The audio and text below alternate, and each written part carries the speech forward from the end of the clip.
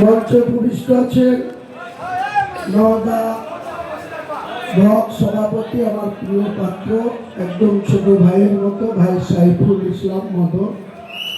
আমাদের এপারে আনিসুর থেকে শুরু করে, জামিনিদা থেকে শুরু করে, আমির থেকে শুরু করে, মুকাদ্দেস থেকে শুরু করে, ডাক্তার আরিফ বিল্লাহ থেকে শুরু করে, আমার ইলেকশন এজেন্ট নওদা, এছাড়া আমাদের যুব সভাপতি নওদা এবং মঞ্চে বহু নেতৃত্ব আছে। সকলকে আমি নাম করতে পারছি না, কেউ কিছু মনে করবেন না। সকলকেই আমার শ্রেণীর মতো সালাম জানাই, আদাব জানাই, শ্রদ্ধা জানাই, ভালোবাসা জানাই। আর তার থেকেও আপনারা যদি আমাকে সঙ্গ না দিতেন, আপনারা যদি আমাকে সাপোর্ট না করতেন, এত প্রতিকূলতা, এত বিরোধ, এত সমস্যা, এত অর্থনৈতিক ভাবে আমাদের বিরুদ্ধে এখানকার যে প্রার্থী প্রায় 5 কোটি টাকা, মানুষ হচ্ছে গণতান্ত্রিক ভাবে যে কোনো নির্বাচনে তারাই হচ্ছে আসল শক্তি, তারাই হচ্ছে রাজ্যে কে ক্ষমতায় থাকবে, কে থাকবে না, কোথায় কে বিধায়ক হবে, কে হবে না, কোথায় কে গ্রাম পঞ্চায়েত সমিতি দখল করবে, জেলা পরিষদে কে দখল করবে, সবটাই কিন্তু পাবলিক সাধারণ মানুষের হাতে ক্ষমতা। কিন্তু আমরা দুঃখের সঙ্গে বলছি, আজকে যে দলটা প্রাক্তন হয়ে গেল, যে মুখ্যমন্ত্রী 1984 সালে মাত্র 32 বছর একজন প্রখ্যাত আইনজীবী, ব্যারিস্টার, সিপিএম এর জবরদস্ত সাংসদ সোমনাথ চট্টোপাধ্যায় হারিয়ে দিয়েছিল। সেই হারানোটা মমতা বন্দ্যোপাধ্যায়ের পক্ষে সম্ভব হয়েছিল একটাই কারণে, তখন তার 5-7 বছর আগে 1977 সালে বাংলার আরেকজন বিখ্যাত আইনজীবী, লন্ডনে পড়াশোনা করা প্রাক্তন মুখ্যমন্ত্রী সিদ্ধার্থ শঙ্কর রায়, তিনি এবং তিনার স্ত্রী মায়া রায়, তিনিও ব্যারিস্টার ছিলেন। সিদ্ধার্থ শঙ্কর রায় ব্যারিস্টার ছিলেন। 1972 থেকে 77 সাল সিদ্ধার্থ শঙ্কর রায় বাংলার মুখ্যমন্ত্রী ছিলেন। একটা ন্যাশনাল দল, আমাদের ভাবতে খারাপ লাগে যে এই পশ্চিম বাংলায় অনেক উত্থান পতনের মধ্যে প্রথমে 30 বছর কংগ্রেস দল বাংলার শাসন করেছিল। সেই অতুল্য ঘোষ থেকে শুরু করে, অজয় মুখার্জি থেকে শুরু করে, ডাক্তার বিধান রায়ের 14 বছরের মুখ্যমন্ত্রিত্বর আমল এবং লাস্ট 5 বছর সিদ্ধার্থ শঙ্কর রায়ের জামানা। এই বাংলার মানুষ সেদিন সিদ্ধার্থ শঙ্কর রায়কে ভুল বুঝেছিল, কংগ্রেস নেতৃত্বকে ভুল বুঝেছিল। তাই তৎকালীন প্রধানমন্ত্রী ইন্দিরা গান্ধীকে 1977 সালে ভারতবর্ষের প্রধানমন্ত্রী থেকে বাংলার মানুষ না, গোটা ভারতবর্ষের মানুষ সেদিন ইন্দিরা গান্ধীকেও হারিয়ে দিয়েছিল। 1977 সাল ইন্দিরা গান্ধী যখন হারছে, পাশাপাশি বাংলার মুখ্যমন্ত্রী দক্ষ প্রশাসক হিসাবে ছিল সিদ্ধার্থ শঙ্করের নাম আজও বাংলার মুখ্যমন্ত্রীদের যে তালিকা, সেই তালিকা যদি পর্যালোচনা করা হয় তাহলে সিদ্ধার্থ শঙ্কর রায় দক্ষ একজন প্রশাসক ছিলেন। তাকেও কিন্তু 72 সাল থেকে 77 সালে বামফ্রন্টের কাছে মার্ক্সবাদী কমিউনিস্ট পার্টির সরোজ মুখার্জি, প্রমোদ দাশগুপ্ত, তাদের নেতৃত্বে, কমরেড জ্যোতি বসুদের নেতৃত্বে 1977 সালে বাংলার মানুষ ওই 5 বছর না 30 বছরের কংগ্রেস জামানা থেকে তাদেরও বিদায় করে দিয়েছিল। একদিকে ইন্দিরা গান্ধীকে হারিয়ে দিয়েছিল ভারতবর্ষের মানুষ, অন্যদিকে বাংলার মানুষ সিদ্ধার্থ শঙ্কর রায়কে হারিয়ে দিয়েছিল।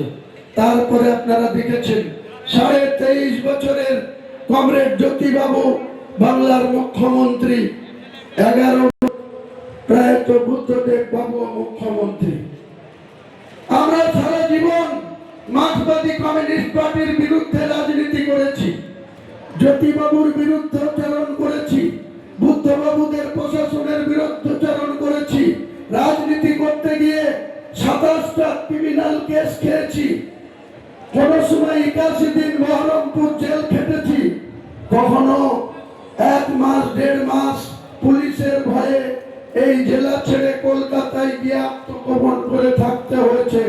তবুও কিন্তু তাদের সঙ্গে কোনো কম্প্রোমাইজ করিনি, আপোষ করিনি, কোনো কিছুর বিনিময়ে তাদের সঙ্গে আপোষ করিনি।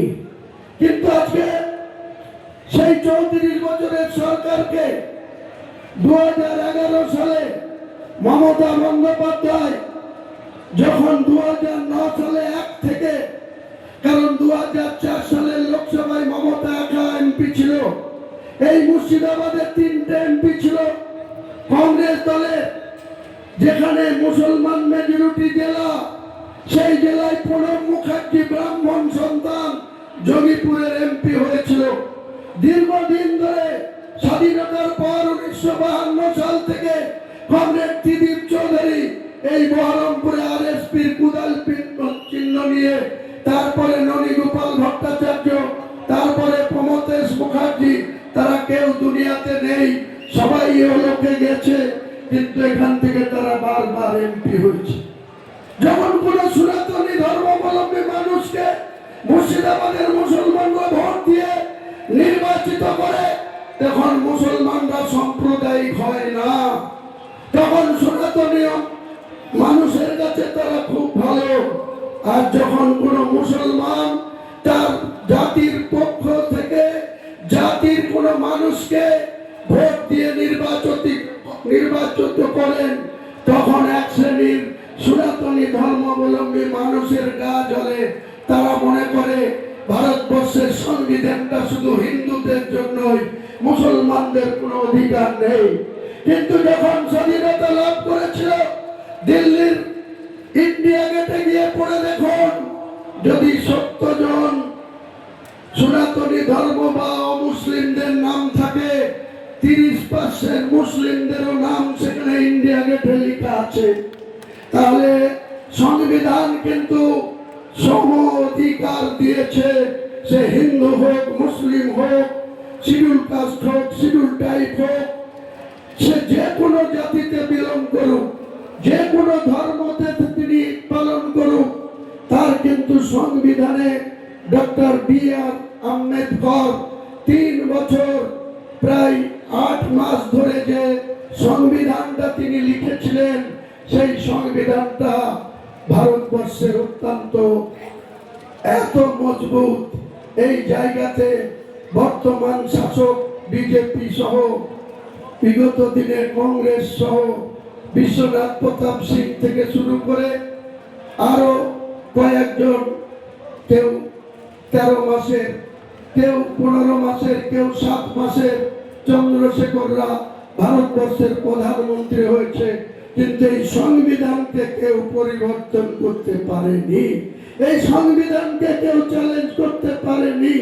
কারণ ভারতবর্ষের সংবিধান অত্যন্ত এত সুন্দরভাবে 3 বছর 4 মাস ধরে একজন গঠন করেছিল ডক্টর বি.আর. আম্বেদকর। সেও কিন্তু একটা শিডিউল ট্রাইব লোক ছিল, সে কিন্তু ভারতবর্ষের সংবিধানটা এমন ভাবে গঠন করে গেছিল, সেই সংবিধানকে আজকে যে বিজেপি ভারতবর্ষের গদিতে আছে, 19টা রাজ্যের ক্ষমতা চালাচ্ছিল, বাংলা দখল করেছে 20টা রাজ্য তাদের, মাত্র 23টা রাজ্য, তার মধ্যে ভেঙে ভেঙে 29 হয়েছে।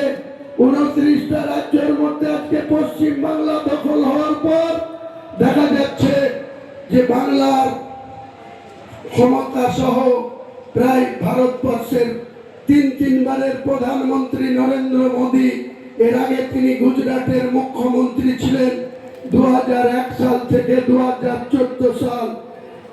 2001 সাল থেকে এখন অবধি গুজরাটে কিন্তু বিজেপি সরকার চলছে, সেখানে কিন্তু 19% মুসলমানের বাস, 18% মুসলমান বিজেপির রাজত্বে চাকরি করছে। এখানে 37% মুসলমানের বাস এই বাংলায়।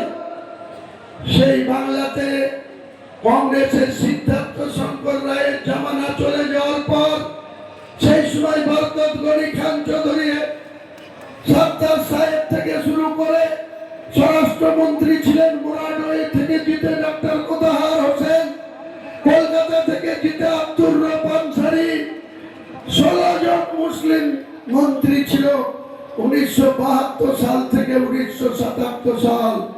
আর যে মুসলিমদের কাঁধে ভার দিয়ে 2011 সালে কংগ্রেসকে সঙ্গে নিয়ে যে মমতা ব্যানার্জি 34.5 বছরের সরকারটাকে এখান থেকে সরিয়ে দিল, সেই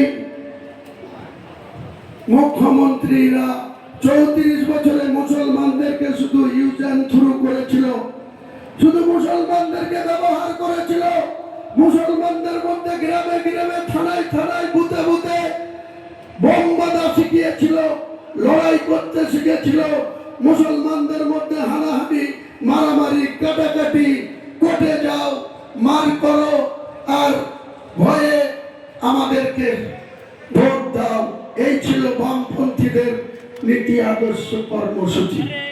একই পন্থা অবলম্বন করল মমতা ব্যানার্জি।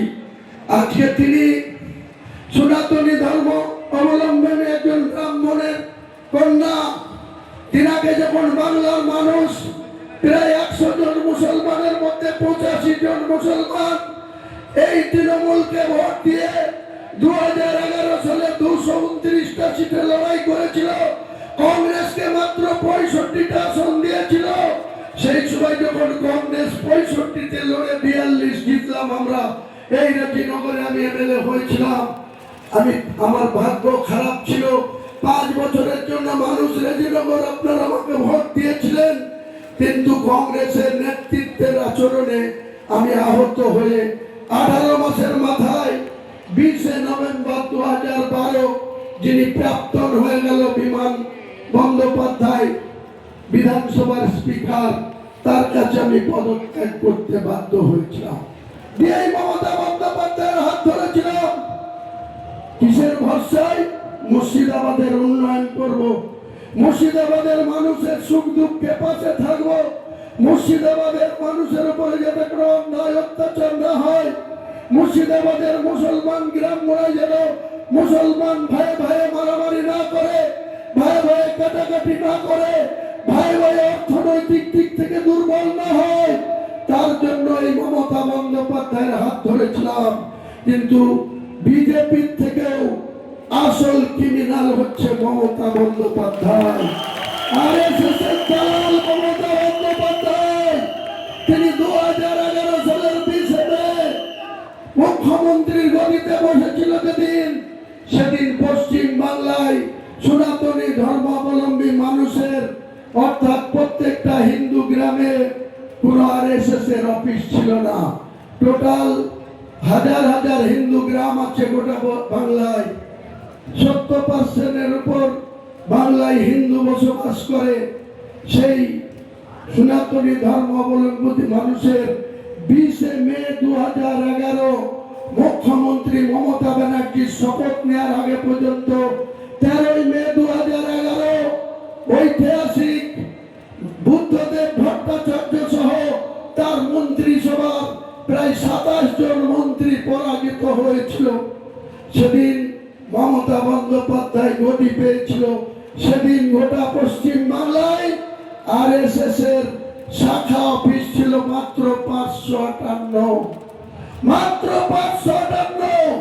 আর এই আরএসএস এর দালাল মমতা ব্যানার্জির সহায়তায়, তার পুলিশ প্রশাসনের বদন্যতায়, তার নেতৃত্বে আজকে গোটা পশ্চিম বাংলায় আরএসএস এর শাখা অফিস হচ্ছে 12,500। এই 12,500 আরএসএস কর্মীরা পিছন থেকে লড়াই চালাচ্ছিল। কখনো মোহন ভাগবত, ভারতবর্ষের আরএসএস এর যিনি সর্বময় কর্তা, মহারাষ্ট্রের পুনেতে যার বাড়ি, তিনি এই মমতা ব্যানার্জির সরকারের আমলে নির্বিচারে 15 দিন পশ্চিম বাংলায় 2025 সালে 15 দিন রাত্রি যাপন করেছে, তার পিছন থেকে অপারেশন করেছে। মমতা বন্দ্যোপাধ্যায় ভোটকে হারাতে গিয়ে 2011 সালে কংগ্রেসকে সঙ্গে নিয়েছিল, পাশাপাশি এই আরএসএস এর একটা অংশের সহযোগিতা তিনি নিয়েছিল।